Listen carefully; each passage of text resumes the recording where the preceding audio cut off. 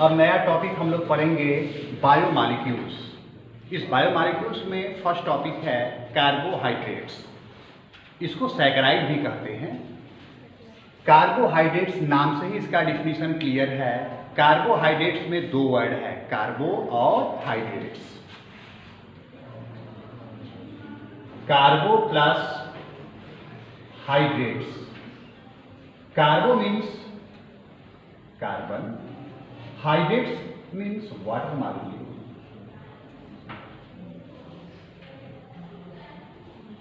मतलब those compounds which is in the form of hydrates of carbon, simply they are called carbohydrates।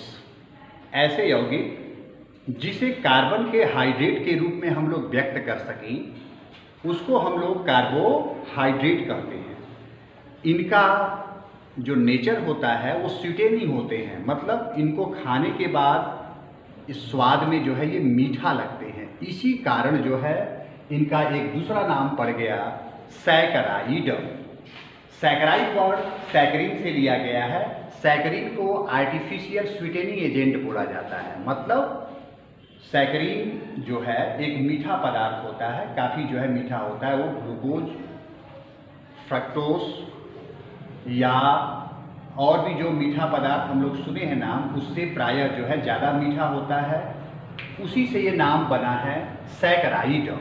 तो carbohydrates में ऐसे यौगिक जिसे कार्बन के हाइड्रेट के रूप में हम लोग जो है व्यक्त कर सकें उसको हम लोग जो है कार्बोहाइड्रेट कहते हैं। इनका क्लासिफिकेशंस की बात करें, कार्बोहाइड्रेट्स के क्लासिफिकेशंस की बात करें तो ये मेनली तीन प्रकार के होते हैं। मोनोसैकराइड,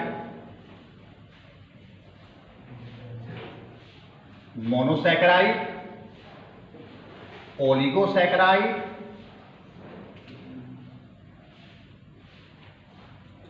और पॉलीसैकराइड। ये बायो में पढ़ना है, पूरा चैप्टर ही है।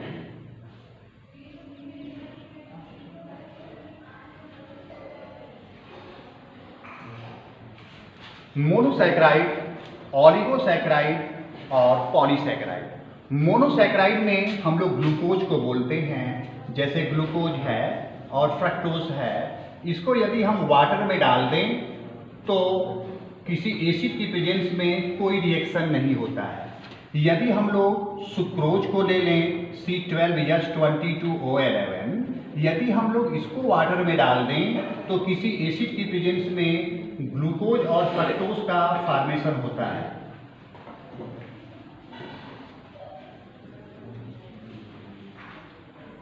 ये ग्लूकोज है, दोनों का मॉलिक्यूलर फार्मूला सेम होता है ग्लूकोज और फ्रक्टोज का। दोनों एक दूसरे के फंक्शनल ग्रुप आइसोमर्स हैं, दोनों में क्रियात्मक समूह अलग अलग होता है। ये सुक्रोज है,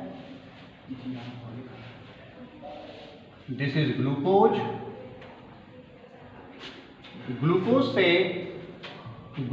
से एक वाटर मॉलिक्यूल्स बाहर यदि निकाल दें क्या बनेगा? C6H10O5 and this is starch.